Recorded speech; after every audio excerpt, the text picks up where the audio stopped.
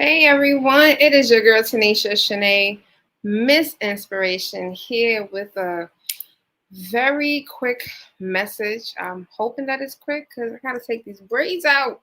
All right, for those of you that I am on live on Facebook, YouTube, and my wonderful friends over here, Instagram. Okay, I am Tanisha Shanae, Miss Inspiration, and today's message is really about, are you struggling to tap into your primary gift? Right? The one thing I want you, before we even get there, hold on, before we even get there, okay? I need everyone to go to tanishashanae.com/journal and go and order your new journal. Okay? Look, I got to put it out there. We don't, no one will ever know. So, hey Bola, hey Tommy, how are you? So let me put that up there real quick. I'm trying to pin it. Oh, here it is. All right. So my new journal came out. It is on Amazon. So I have two journals out right now on Amazon. Right. So the healing journal, and then we have the new happy journal. So you'll notice the size difference. So I did listen to those that have purchased this journal, and they was like, "Oh, the journal's kind of small. I need something bigger." So here you go. 100 sheets, right? It is a regular notebook, but you have more space and you can have more to write. And I have a nice, beautiful message in the back. Find your happiness each day. Find your happiness each day. These are available right now. Amazon, yes, you can get them. Amazon Prime. Okay. So let's get into the message. So God has been speaking to me about gifts. Right? A lot of us have multiple gifts. Each one of us have multiple gifts. Okay. The problem is that a lot of us are not operating in our primary gift, like the gift that God needs you to use. And I always like to give myself as an example. Okay. I want to say maybe 30 years ago, if you would have asked me what was my gift, and 30 years ago, I was 8 years old. Well, turning 8 because my birthday's next week. I was turning 8 years old. And if you would have asked me, what is your gift, Tanisha? I probably would have told you writing. I used to love writing short stories. I wrote poetry. Like writing was my thing. So I always felt that writing was my gift. That's the gift that's my primary gift. And that's what I'm always going to use. As I got older, I heard two things. I would hear from teachers. I would hear from my mentors. You have the gift of speaking. And the only reason why I did not believe that I had a gift of speaking was because when I was younger, I had a stutter. Okay. I have a gap. A lot of people growing up did not admire gaps. So a lot of people made fun of me. Oh, you got a gap. You're missing a tooth in front of your mouth. So that made me want to do what? Close my mouth. So I did not want to speak. I did not want to talk. So I tried to hide as much as I can. And a lot of times I went into writing. So that's why, like I said, I used to write a lot of poems. Back in the day, if you guys remember poetry.com, it used to be like a website. You can self-publish your poems. I had a whole bunch on that website. I used to write short stories for days. Okay, good ones. Some that I'm still thinking that people stole my stories because I see some of these movies and they took my storyline. But we're not going to talk about that. So when 2015 happened, well, when 2012 happened, and God, brought me into the lines of healthy living and my whole journey, He started to put me in spaces where I started to speak more. Okay, I was not comfortable with speaking. Honestly, that was another reason why I never wanted to be a teacher, because I did not want to speak in front of my students. Personally, guys, I don't know how you listen to my videos because I don't even like my voice. So some days, again, we are our biggest critics. This is the reason why I feel as though those of you that are running from your primary gift, you're going to identify all the flaws. So I already identified I don't like my voice. So if I don't like my voice, my audience will not like my voice. I already identified that I attach myself to the story that I stutter. And so here I was saying, no, I can't be a speaker. I can't be a teacher because I stutter. My students are going to laugh at me. The people in the world are going to laugh at me. So I cannot. I attach myself to this story that I stutter. And then I use the fact of the cosmetic, right? Because I have a gap. So a lot of times your primary gift, you're going to run away from it. You're going to find every excuse in the book why you cannot use this gift. But when I say to you, your primary gift is going to allow you to find the abundance. You're going to find the joy. You're going to find your peace. You're going to find who you are. And when I say it is best that you start to identify what that is, because it's going to put you in the life that you truly desire. Your primary gift can be used in a job. So yes, you can be paid for this. You can actually start doing this right now. You can start to align yourself with companies and organizations that can use your primary gift. But a lot of us are afraid of doing that. So I want you to get into this mindset of saying, am I really using my primary gift? Am I using the gift that God really wants me to use? Right? And I'll give you a few hints of identifying whether or not you're not using your primary gift. If you are currently in a space, jobs, think about your jobs. If you are working somewhere that you're very frustrated, right? You're frustrated, like you don't like any aspect of your job besides when you get paid. If the only thing that you like about your job is I get paid every 2 weeks, every week, whatever the frequency of you getting paid, then 9 times out of 10, you might not be using your primary gift. If they do try to get you to utilize other gifts, other skills, other tactics, and you're like, no, I can't do that, then chances are what you're doing on a day-to-day basis, you are not identifying and tapping into your primary gift. So we have to get to that point that even on our jobs, what are we doing that is going to allow us to use our gift? Because when we use our gift is going to bring us joy. It's going to bring us a level of peace, right? And I will just put this in there. Those of you that are called to entrepreneurship, no matter what, and I'm not saying this to say, go quit your job. No.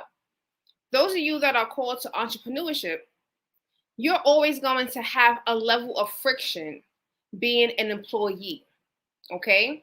I'm going to say that again.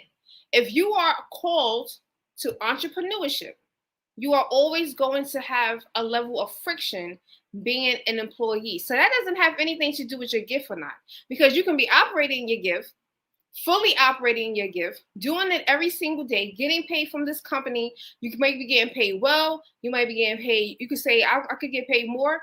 But because you have the spirit of entrepreneurship, yes, you're always going to have friction until you start tapping out and leveling up and get into the next phase of this journey of using your gift. But outside of that, a lot of us are frustrated. I remember being in 2014, and I don't know if my friend Bola is still on. 2014, I left teaching to go back into operations, right? So I was teaching from 2010 to 2014, full-time educator. And then 2014, I got this epiphany. I want to leave teaching. I want to do something different because I heard God said, he said to me, it's time to do something different. And before I even went and understood what that meant, I was like, well, he means I'm not going to teach anymore.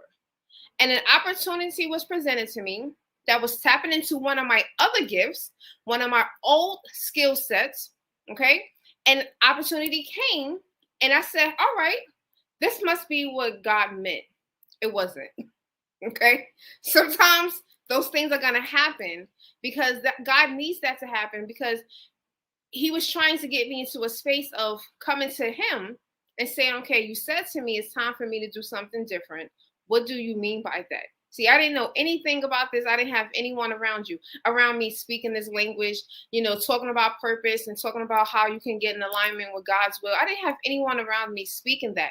So when I went from teaching, which is my primary gift, and I went back into operations, I was frustrated.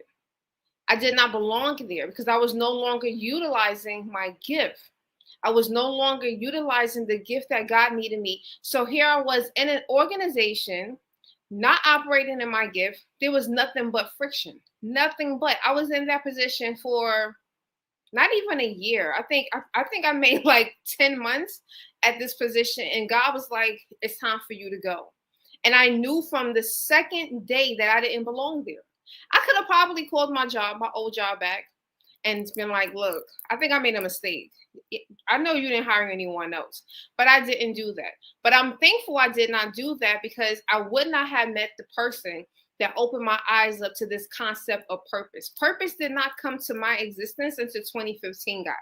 So this is the reason why I'm telling you, before you even get to that far, before you get to that business, before you get to being an entrepreneur, you got to start tapping into what is your gift. And when I understood, when she started to speak to me about purpose, it was like, well, what is my purpose? And that's when I understood, okay, it's the gift that I need to use to give to the world. And once I got that understanding, I had to go through the process of learning how to implement that. See, remember before Facebook Live, there was no Facebook Live, right? There was only special people, special accounts that can do Facebook Live. But then when they made it general for everyone, my friend called me, girl, they did something called Facebook Live. And I remember sitting on my couch and I'm like, yo, what are you? I'm looking at her like, well, I wasn't looking at her. I'm looking at my phone. I'm like, what is she talking about? Like, I don't want to be on camera talking to people. So we have Facebook Live pop up. We have Periscope pop up. All these online platforms are popping up. And it was like, okay, go live, start speaking, start using your voice. It was so easy for me to sit and write a book. Y'all know I wrote my first book in 2014. It was very easy to sit and write that book. Writing is one of my gifts, but writing is not my primary gift. There are a lot of authors who are out there hiding behind their primary gift of speaking. They're technically speakers, but they're afraid for whatever reason. So they hide behind the books. I know someone that has 20-something books. And then when I say go and speak, they run from it. They hide from it. They like, the same excuses, the same things that I said. I don't like my voice. I don't like the way this sounds. And no one wants to hear what I have to say. I made excuses on top of excuses until it just became like, I would wake up, right? I would wake up and God would just be pouring. The same way that I had to come live and share this message, God will wake me up and he would just be like, I would feel like a presence on my back. Like, you got to speak. You have to speak. You have to speak. And I'm like, but I don't want to speak. I'm good. Like, I'm fine. I can write a nice inspirational quote on Facebook. I can write a nice inspirational quote and tweet it out. That was where I was comfortable, but that was not where I was not getting the results that I needed, right? I didn't have any coaching clients. I didn't have any businesses. And at that time, I had no full-time job. So when I started to speak, things started to line up. Opportunities started to flow in. People started to contact me because they were seeing me operate in my primary gift. When you operate in your primary gift, people are going to see you, whether you want to be seen or not. They're going to see you. They're going to recognize you. You're just going to it's going to be like, wait, hold on, who is that? And I never understood that. So I want you to get to that point where you start asking yourself, what is my primary gift? What am I supposed to use in this world that's supposed to help them? And again, we can start this on a very local level with your family and your friends and your community. Some of you are part of community organizations that need your gifts, right? Then we can take that to the next level of your jobs. I always say your primary gift can be used in these companies. These companies need your gifts. Everyone, look, as a speaker, as a teacher, everyone is not going to be at the level of Joyce Meyer, right? So back in 2015, that was who I kept seeing, was Joyce Meyer. Everyone is not going to automatically get to Joyce Meyer levels. But guess what? Your gift is needed at your job. And when I say to you, your gift is going to make room for you, you're not going to have to work hard for that gift to make room for you. Let me tell you how I started to teach. When I started teaching full-time in education, higher education, I taught in New York State trade schools, okay? New York State trade schools, they need certifications and license. All right. So whether or not they're medical assistants, they're electricians, they're doing culinary, everyone needs to get a license from New York State Education Department or Department of Education, whatever, New York State Education Department. I had colleagues, right? We had to go through this program. There's a guy, his name is Marshall. That's the name just hit my spirit. His name was Marshall. Marshall did these 2 weekends, Saturday and Sunday, from 8 to 5 a.m. to 5 p.m. classes. Every person had to do this. This is what I heard from the time I got hired. You don't have to do this automatically, but you have to do this eventually. Now, everyone else, I worked at the medical assistant program. So we had doctors who were MDs, we had RNs who were teaching and who have, who had to go through this process. At the time, I was working on my PhD. My PhD was in organizational behavior with a specialization in adult education. Tell me how God sets things up, because I remember not even knowing why I was choosing this major, right? I didn't know why. Back in 2010, when I started my PhD program, I did not know why I was choosing this major. I did not know that I was going to make this a full-time job in education. So here it was. It came down to about 5 of us. All of us have been teaching for about 4 years, and it's time for us to get our full license from New York State Education Department. Colleagues, one person had MD, there was 2 RNs, one certified medical assistant, and myself. Those 4 people had to go through those 2 weeks, 4 days, 8 to 5, and I didn't. My colleagues were like, wait, what makes you special? This is how I know it is a setup from God, because it's going to appear that you are special. You're going to appear to be special. People are going to call you out. And it's not always, and that's why I said your gift is going to make you be seen, but that doesn't mean that it's going to always be in a good, positive way. So here was my gift allowing me to be seen. And now my colleagues are hating on me. Well, how can she doesn't have, I thought we all had to do this. Everyone who taught for New York State Education Department had to go through these classes. But see, remember when I said, when I started that program in 2010, here it was in 2012, when it was time for me to start for everyone to take those classes, I didn't have to. I didn't have to do that. Because the classes that I had taken in my PhD program had qualified me and exempt me from this particular program. So all I had to do, transcript, submit, they did an evaluation, my license came full with no problem.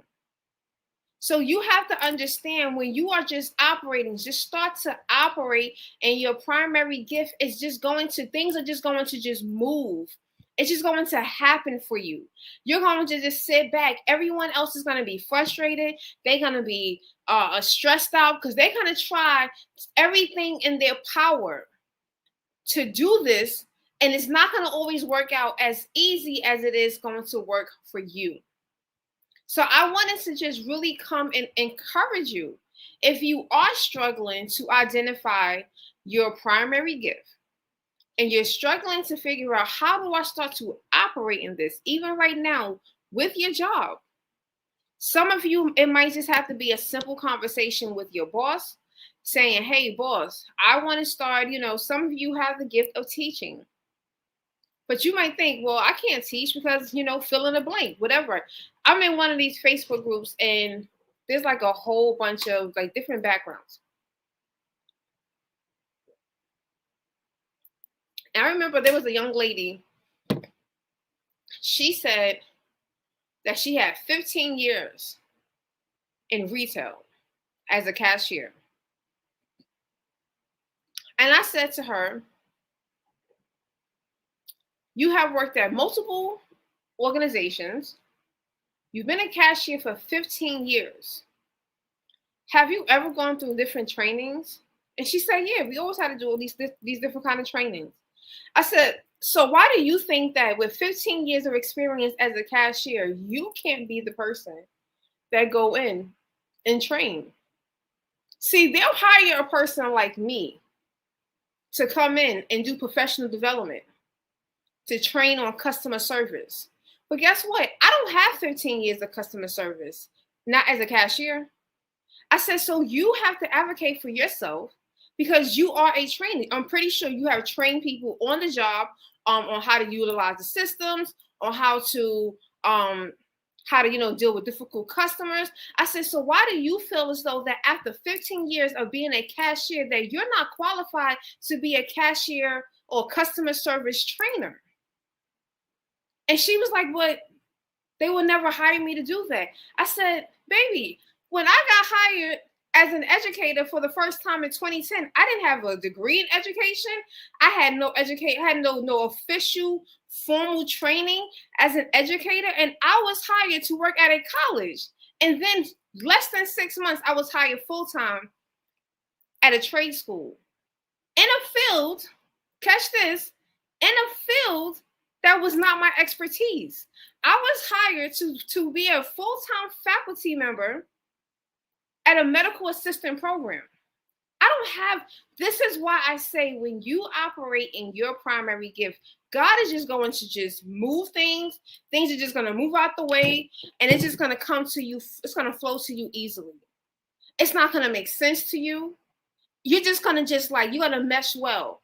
When they gave me that curriculum, I was able to make sense and give them examples of real life examples of whether or not as a patient or the things that I have heard from my friends who worked in the field. And it just came so naturally. And they were like, well, Miss Williams, were you a medical assistant? No, I wasn't. But guess what? I did work in the office. So instead of me only focusing on professional medical office procedures, I'm just talking about professional office procedures. Forget about the medical part, because a professional office is a professional office in law, in medical, in accounting. It's professional office. Only thing is that now we got to incorporate how to make sure that when you answer that phone, you know how to, address the doctor's office, or how to make sure that you know how to get the information from your patients. But professional office procedures is the same across the board. But they had in the job posting, we were highly recommended to be a medical assistant. And I didn't have that. I still applied. This is why I say when you start to operate in your gift, this is why you have to start identifying what that gift is. Identify what the gift is. And once you identify what that gift is, Tommy said mindset matters. Absolutely. Your mindset has to matter. You have to just own it. Like, you have to own who you are. When we doubt who we are, things start to fall away. But when you own and you're confident and you know, like, this is who I am authentically this person, then that is going to shine bright. For some reason, my light just got brighter, right? But that's what ends up happening. We shine brighter. We just shine naturally. You might try to hide. Trust me, there were so many times and days I try to sit in the back, try to sit in the corner. I try to mind my business. I try to stay low key. Like, I'm just here. I try to have the mindset, I'm just here to get a paycheck. I tried to have that mindset. But when I was operating in my gift, God said, no, you can't just show up for a paycheck. You got to show up and you got to do what I need you to do. This is the reason why I had the vice president of the school come down to my classroom to thank me, because we had a student who tried to commit suicide, and that student came to me. But the student didn't just directly come to me, because I understood. I felt there was, at that time, I didn't understand none of this. I felt there was something wrong.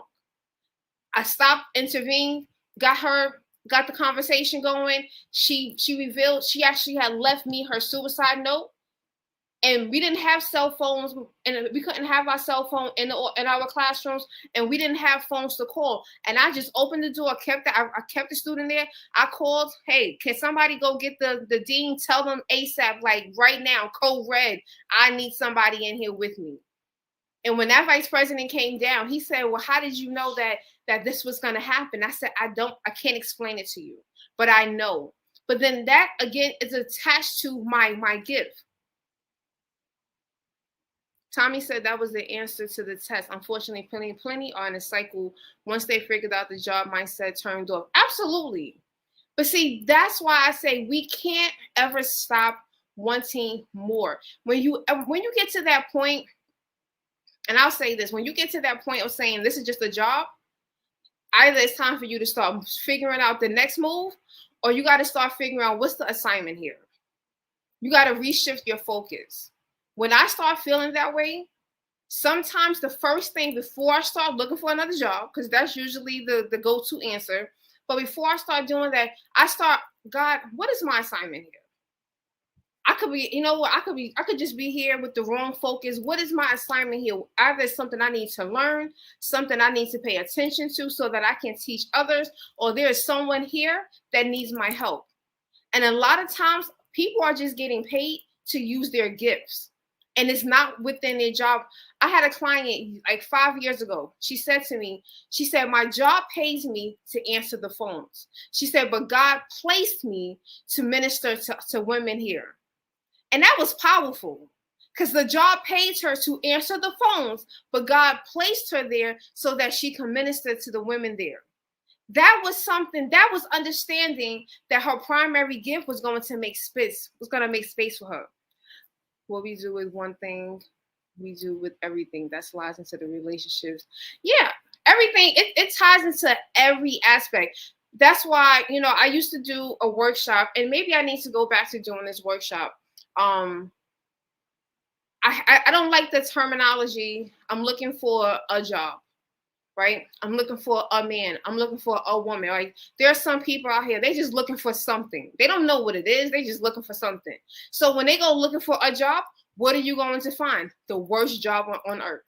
When you're just looking for a partner, what do you typically find? You find the worst thing on earth.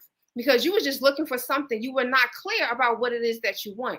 This is the reason why you don't have intention, if you don't have direction, if you don't have understanding of the assignment, you're going to continue to just find, and it's typically going to be the worst outcome. This is the reason why I want people to, even when you're finding your purpose, you might not be able to operate in that purpose to the level that you desire, the level that God might be showing you initially. Because God is going to always show you the end first. So he's going to show you the bigger picture. And then you got to come back to him and say, okay, I see the big picture. What are the steps to get there? So you have to start realizing, okay, so how do I see the vision. Cool. So how do I start doing this? What's my first step? And that's where a lot of people go wrong. So they don't understand that, yes, God might call you to be the next Eric Thomas. Absolutely. Someone can be the next Eric Thomas. They could be the next Tony Robbins or the next Joyce Meyer. You can definitely be that person. However, you got to start somewhere. You either got to, how did Eric Thomas start? Thank God it's Monday. With his cell phone, and he recorded, Thank God it's Monday. I didn't know who Eric Thomas was back in 2015. I had no clue who this man was. But I heard that when I did come across him, I went on his page every Monday, consistently. Every Monday, this man put out a video. And it was nothing flashy, no jumping text. It was just on his cell phone. And he was just doing this consistently. And next thing you know, he started to build. Someone just posted, I think they said now Eric Thomas, it's like $1 million to get him on the stage. $1 million. And again, I discovered him 2015, the end of 2015. So I can't even tell you when he actually started, but he continued. So he saw what God showed him and he started to do. That's what all of us have to do. Trust me, I kick myself. I used to be so consistent. I now check me out every Thursdays on my Facebook, on my LinkedIn profile. I call it Throwback Thursdays. Guys, I was going live every single morning in 2015, 2016. I don't even have to put out new content. I can just go back, pull one of my old messages, download it, and re-upload it. That's what I've been doing for the last 2 Thursdays. It's on my LinkedIn and it's on my Facebook pages. And all I've been doing is just putting up old messages. These are repurposed messages because these are things that I have been doing. I was doing it consistently. I was on the move. But I understand what happened. I fell off after the miscarriage, right? I didn't look at what I didn't pay attention to what God was doing. The message, the testimony that I should have continued, because I did it, but then I was just like, I didn't want to do this anymore. I didn't want to be Miss Inspiration. I mean, I kept trying to run away from it, but I understood I can't run away too far because I'm now at the point I know my gift. I know what my superpower is. So I know that, and it's not just teaching anymore. Like God is pushing me back into coaching. I don't know if anyone saw my Facebook page the other day. But now I work with a prestigious college up in Boston. And now I'm coaching the faculty members, brand new faculty members who are teaching online. I'm coaching them. That's basically that's what my job has become. And they're just like, and my coworkers, and it makes me, cringe a little bit because my coworkers are like, yo, you're amazing. Like you just have the Tanisha's bad dazzle on it. And I'm looking at them like, guys, it's just, I'm just encouraging them. But what I realized is that there are some faculty members, even with PhDs, even with medical degrees, who don't have the confidence to teach online. They can stand in front of a classroom, a lecture hall with 300 students, but for some reason, you put them with technology and you tell them now you got to record your lecture instead of doing it live, and we need you to write your discussion post. It makes them frazzled. They don't want to do that. So I have coached them to give them the encouragement, and it's like they become a whole new person. So that's basically what my job has become. It's not just teaching anymore. God is being extra clear, and I understood the alignment. God is like, I'm having you coach on your job because you're going to go back into coaching in the real world. You're going to go back to coaching. So I had to pay attention to the parallel that was changing in my life. Yes, you're going to still teach. Absolutely. But do you realize that you're getting paid on your job to coach? That means that it is time for you to go back into the spiritual realm and get back to coaching as well. I had stopped coaching a long time ago. I did a few coaching sessions last year with some clients, and I just stopped. And I'm not going to lie, I stopped. I went back to what was the most comfortable of my primary gift, which was I'm going to just teach. Because in my mind, I'm going to just teach because at least I'm staying in my gift, but there's levels to this. All right. So I'm like, I didn't want to stay on this long. I said, I took out these braids. There's a lot of braids. So I just really wanted to just jump on. I hope this message has encouraged you. Share this message, tag someone. I'm going to keep it up. So we'll still be on Facebook. It still will be on Instagram. But again, if you have not, go ahead, go to Amazon, get your happy journal or get your healing journal if you want something a little bit smaller. See how small this is compared to this one? All right, I answered. I listened to my readers who supported me. So go ahead and go to Amazon, or you can go straight to TanishaShanae.com/journals, and you will be able to get your journal.